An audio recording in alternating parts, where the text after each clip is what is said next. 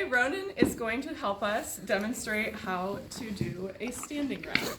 You'll need a cotton pillow wrap or a no-bow wrap, and then your standing wraps that come rolled like this. When you buy a new pack, be sure to unroll it, because if you don't, you'll be sad at the end because they roll it the opposite way of how you wrap.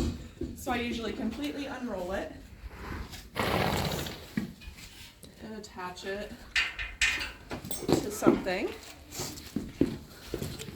And then when you re-roll it to get ready for wrapping, make sure you take this Velcro side and attach it, and then roll it up nice and snug.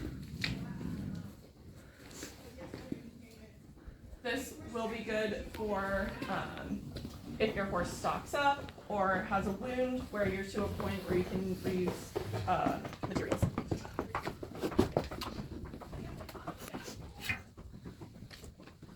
So now with that, our no-bow.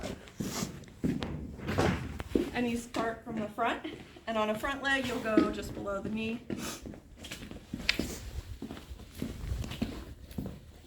And make sure it's snug with no major wrinkles.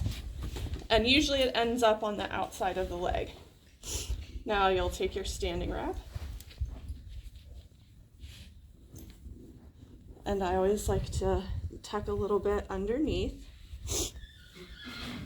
You start right in the middle of the leg, again on the outside, and then just snug up when you go across the front.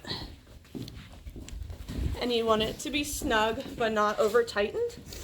And then as you wrap, you overlap by about half the width of the roll. And you want to avoid a lot of wrinkles. You'll probably end up with a few, but you don't want any major wrinkles. You go down the limb and then back up the limb, overlapping by, again, half the roll. And this way our Velcro comes out the right side. And there you go.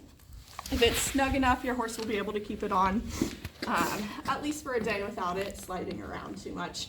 So if you give it a tug, you'll see that it doesn't move or slide anywhere. And if you're doing a back leg, they do make no bows that are taller for back legs, so you'll just start it right around here, around the hock.